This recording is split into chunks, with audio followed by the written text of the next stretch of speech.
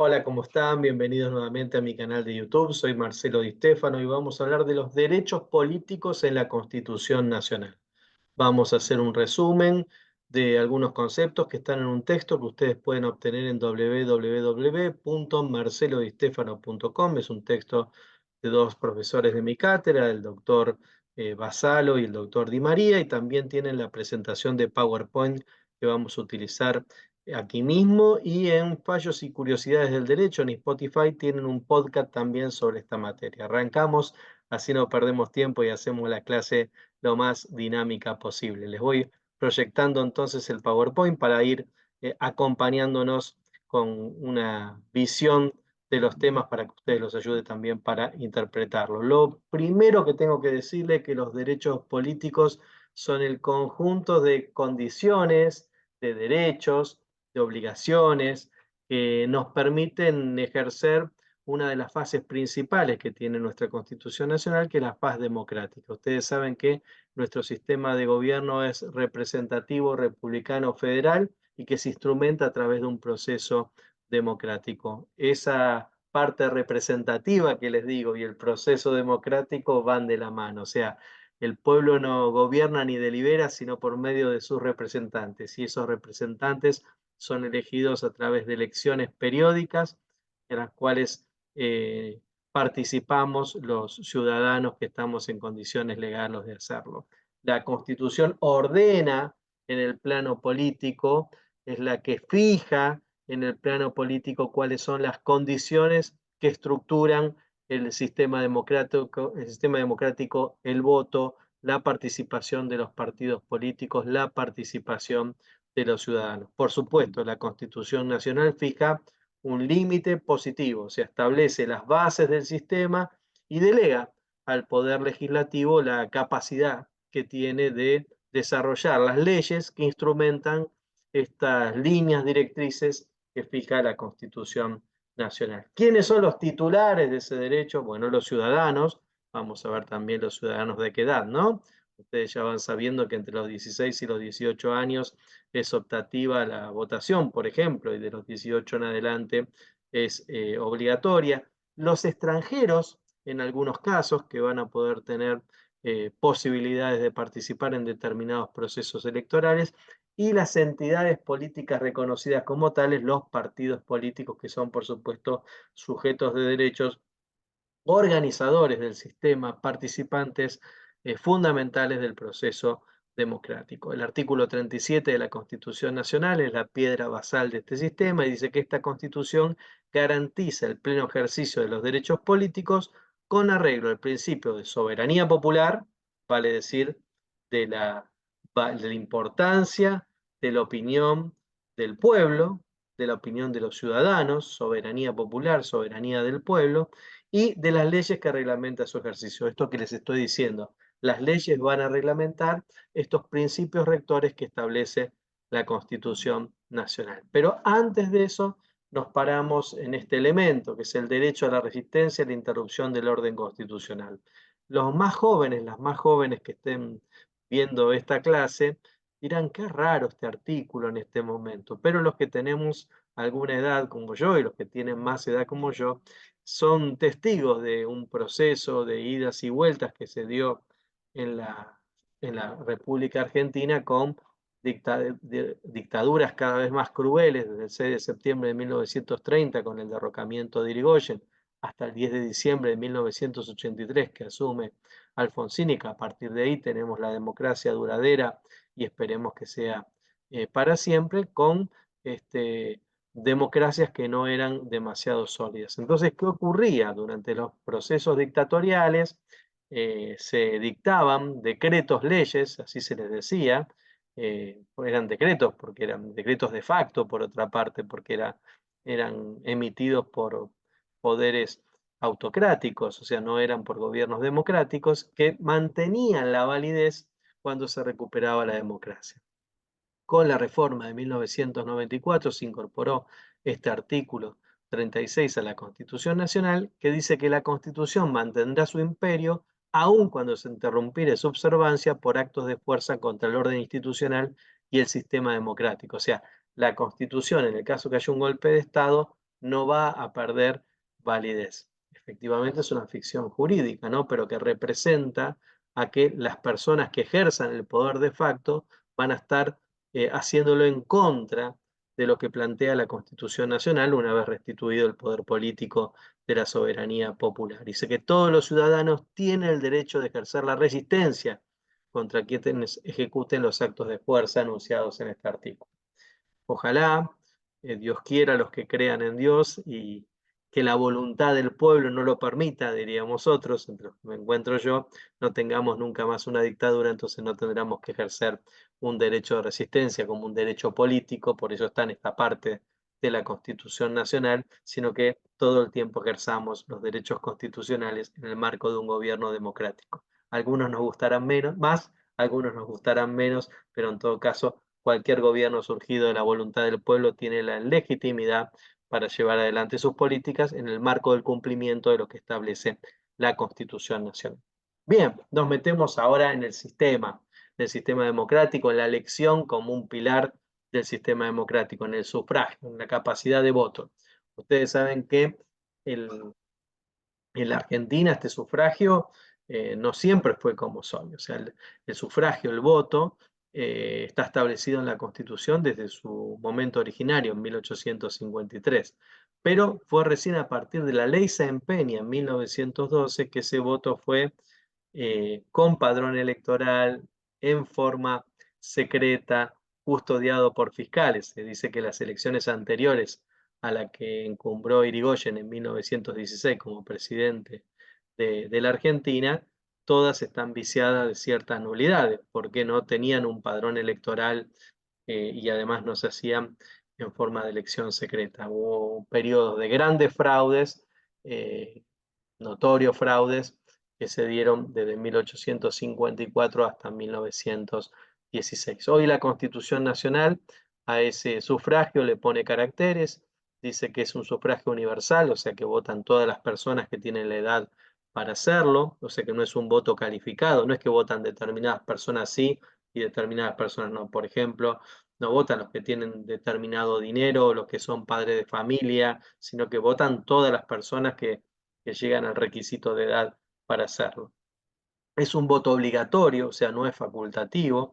En otros países como en Estados Unidos, uno se tiene que empadronar para poder votar, es facultativo. O en otros países está el padrón abierto, todo el mundo empadronado, pero no es obligatorio ir a votar. Van solo los que quieren ir ese día de la votación a expresarse. En Argentina el voto es obligatorio.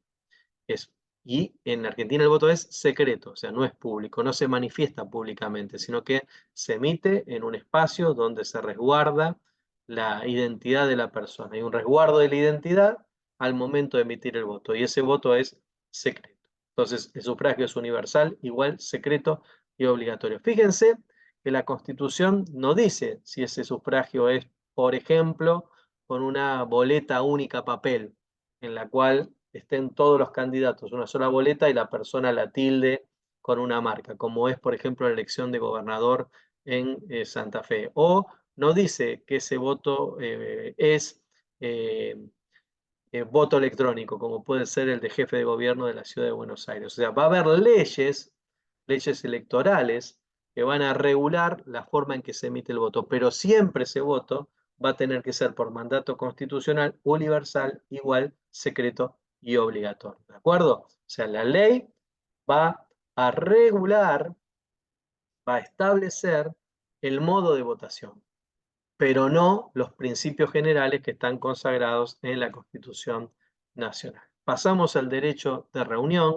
El derecho de reunión es un derecho esencial como derecho político, la organización de colectivos, la posibilidad del debate político, la movilización, la expresión de las ideas, ¿sí? Todo eso tiene que ser custodiado y es un principio fundamental. No hay democracia sin derecho de reunión, sin derecho de expresión, sin derecho de congregarse en un meeting, de participar de debates, de participar de una protesta, de participar de una marcha de apoyo, o sea, porque no todas las marchas tienen que ser de protestas. Entonces, efectivamente, es muy importante conectarlo porque es propio de la democracia. O sea, la democracia no es solo votar, es la participación, la expresión, la movilización, ¿sí? No es efectivamente el día del voto, el día de la elección es un día importante para la democracia y un día importante para el ejercicio de los derechos políticos, pero no es el único, ni mucho menos. Es un proceso que se hace todo el tiempo y que constituye ciudadanía, que constituye expresión, que constituye consenso político, que constituye una masa crítica que va generando y moldeando la toma de decisiones de una sociedad, de un gobierno, de un parlamento, de un gobierno nacional, de un gobierno provincial, que va generando conductas políticas, ¿sí? Y por supuesto también la no afectación de derechos a terceros. Y en ese sentido es muy importante el artículo 19 de la Constitución Nacional, que tienen que ver con esto de que los hechos privados de los hombres que de ninguna manera ofendan a terceros, que no ofendan a terceros, no deben ser juzgados ni por los jueces, solo están librados a ser juzgados por Dios, dice el artículo 19 de la Constitución. O sea, esta idea del liberalismo clásico, que es que todo lo que no está prohibido está permitido, pero que efectivamente también los derechos no son absolutos, siempre tienen que tener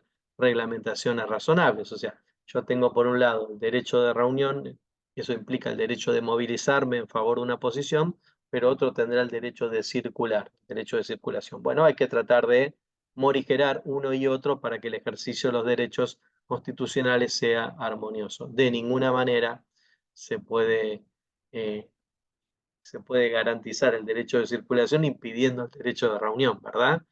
Entonces, y además no es lo mismo una movilización de 200.000 personas en una manifestación de una posición política que cortan las calles en su tránsito y eso impide tal vez la circulación de 1.000 personas que 10 personas cortando una calle y perjudicando a 10.000. ¿Sí? O sea, la reglamentación tiene que tener racionalidad y el ejercicio de un derecho tiene el límite también de esa misma racionalidad. Para eso, las reglas que regulan, pero esas reglas no pueden ser inhibitorias del ejercicio del derecho constitucional de reunión. Bien, la igualdad de sexos para acceder a cargos públicos. Esto también está en la Constitución nueva, después de la reforma de 1994, en el artículo 37. Miren esto, dice, la igualdad real de oportunidades entre varones y mujeres para acceder a los cargos públicos y partidarios se garantizará por acciones positivas en la regulación de los partidos políticos y en el régimen electoral. O sea, la Constitución dice, la igualdad real de oportunidades tiene que ser garantizada dentro de los partidos políticos y en el sistema electoral. Y eso es un mandato al sistema político, que por ejemplo es un mandato que termina estableciéndose en la ley de paridad. Esa ley de paridad que establece que, por ejemplo, los cargos de diputado nacional deben ir intercalados un hombre y una mujer. ¿Sí? Un hombre, una mujer, un hombre, una mujer, o una mujer, un hombre, una mujer, un hombre. O sea, la paridad entre hombres y mujeres en los cargos. Y que si renuncia por algún hecho, se muere algún diputado hombre, quien accederá será un hombre. Y si es una mujer, quien accederá es una mujer. Más allá de la opinión que ustedes tengan con relación a esto, es lo que establece la ley y es en sintonía con lo que establece el artículo 37 de la Constitución Nacional. Lo mismo la ley de partidos políticos que expresa la garantía de participación de las mujeres. Esto es una política de discriminación positiva, de favorecer que las mujeres accedan a cargos que antes de estas normas no accedían por distintos motivos. Por supuesto, las mujeres y los hombres, todos tenemos que cumplir con el requisito de idoneidad. Será tema de otra charla. Yo me declaro feminista, me declaro a favor de este tipo de políticas, pero lindo discutirlo en clases o si quieren a través del chat de, de mi canal de YouTube. Estoy dispuesto y con ganas de contestarles y de sumarles opiniones al respecto. El otro elemento son los partidos políticos. Los partidos políticos son los que organizan opiniones, los que presentan listas, los que luego se constituyen también en formatos de bloques parlamentarios. Son quienes procesan las distintas tendencias ideológicas de la sociedad o las iniciativas de determinados postulantes a cargos políticos, ¿verdad? Porque habrá partidos históricos, ideológicos, que se sustentan en posiciones doctrinarias, y hay otros que se crean de alguna manera para promover las aspiraciones políticas de un grupo de poder, legítimas también. O sea, atrás de una figura política. Y muchas veces lo que sucede es que esos partidos de interés que se crean atrás de una figura política, luego trascienden a la persona y se convierten en un partido político.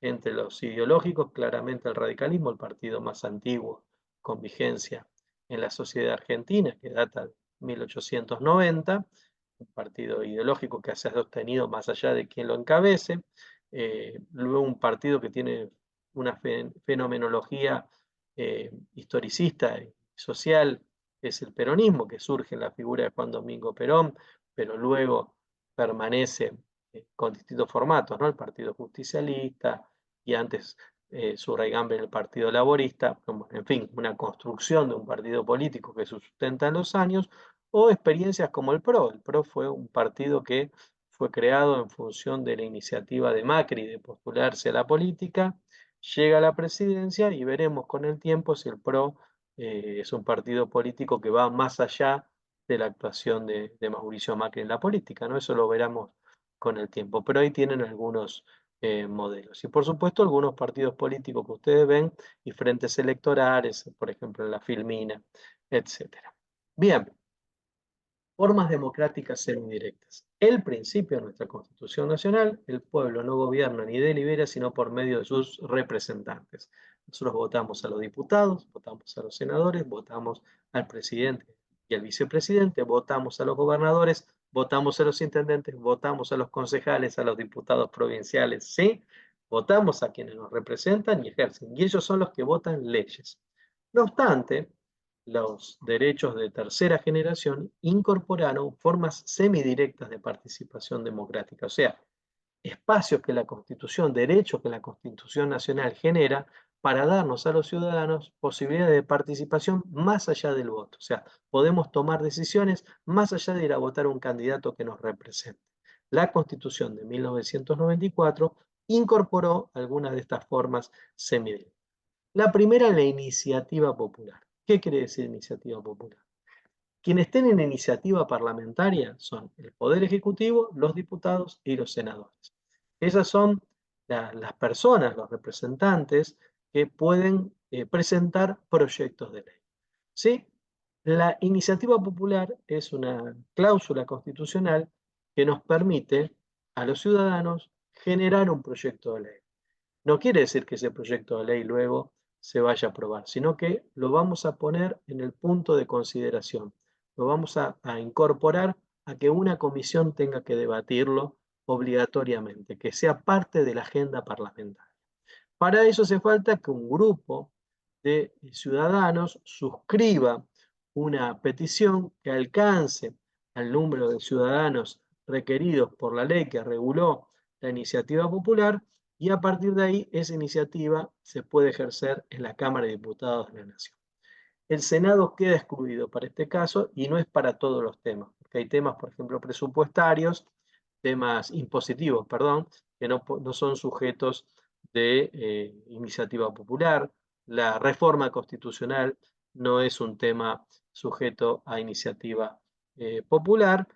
No obstante, hay una cantidad de temas importantes sobre los cuales se puede accionar. Si los ciudadanos se organizan, logran firmar el petitorio, siguiendo las reglas que establece la normativa reglamentaria, pues en ese caso tendrán la iniciativa de presentar un proyecto y ese proyecto la Cámara deberá analizarlo. No tiene la obligación, por supuesto, de aprobarlo, sí de analizarlo.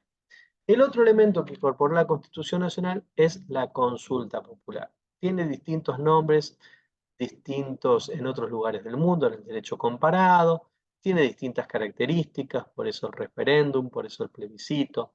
La consulta popular es más asertiva, no es por sí o por no, para que la gente opine, para que la ciudadanía opine, para que el soberano opine y dé su veredicto a favor o en contra de una posición. O sea, no hace un gran debate, tiene que ser una pregunta asertiva. ¿Estoy de acuerdo con esto o no estoy de acuerdo con esto? La Constitución prevé dos tipos de consulta popular: la consulta popular vinculante y la consulta popular no vinculante. La vinculante tiene que aprobarla el Congreso de la Nación a iniciativa de la Cámara de Diputados. O sea, Es una ley de convocatoria a consulta vinculante, ¿sí? Un proyecto de ley, llámese a consulta vinculante sobre la siguiente pregunta: ¿por sí o por no? ¿Sí? La aprueban los diputados, la aprueban los senadores y inmediatamente la ley de convocatoria no puede ser vetada por el presidente, o sea, no puede ser frenada y se organiza a través de la justicia electoral en un proceso electoral para que la gente vote por sí o por no. La decisión que se tome es vinculante. Si se aprueba, si el voto es afirmativo, inmediatamente la ley pasa a su promulgación, que es automática, o sea, el gobierno no la puede vetar. No hay antecedentes todavía en Argentina de la utilización del mecanismo de la consulta vinculante. La consulta no vinculante, ¿sí?, es cuando el Congreso o el presidente de la Nación, esto también lo puede hacer el presidente de la Nación por decreto, o sea, el Congreso o el presidente de la Nación, llaman a una elección en consulta por sí o por no, pero esto no es vinculante, vale decir que el resultado de la elección no es inmediatamente convertido en ley, sino que va a requerir de una norma complementaria para tomar la decisión de si se toma en el sentido que expresó el voto popular o no. Vale decir que la consulta popular puede resolver que sí, pero el Parlamento posteriormente puede resolver que no, ¿sí? No es vinculante, es una consulta en este caso. En Argentina hay un antecedente, pero antes de que existiera la Constitución con la reforma de 1994. Una consulta no vinculante sobre un diferendo territorial que existía entre Argentina y Chile. El gobierno de Alfonsín hizo una consulta popular y la gente se expresó muy mayoritariamente a favor del acuerdo con Chile por el trazado del canal de Beagle, del límite del canal de Beagle en el sur de la República. Como no era vinculante, insisto, fue previo a la reforma de la Constitución Nacional, luego el Parlamento tuvo que votar el ratificar el acuerdo que el presidente Alfonsín había firmado con relación al trazado definitivo del límite territorial con Chile en la Patagonia Austral, en el canal de Beagle. Muy bien, si quieren acceder al PowerPoint que les acabo de pasar, una lectura de los profesores Basalo y Di María, nuestros podcast sobre este tema, lo pueden hacer en esta página, marcelodistefano.com, ahí tienen nuestras redes sociales, soy Marcelo Dis en todas ellas, y si llegaron hasta acá también, con buena onda, les diría que se suscriban al canal, que pongan me gusta, para que nos ayuden a crecer como comunidad. Les mando un abrazo grande y estamos en contacto siempre. Hasta luego.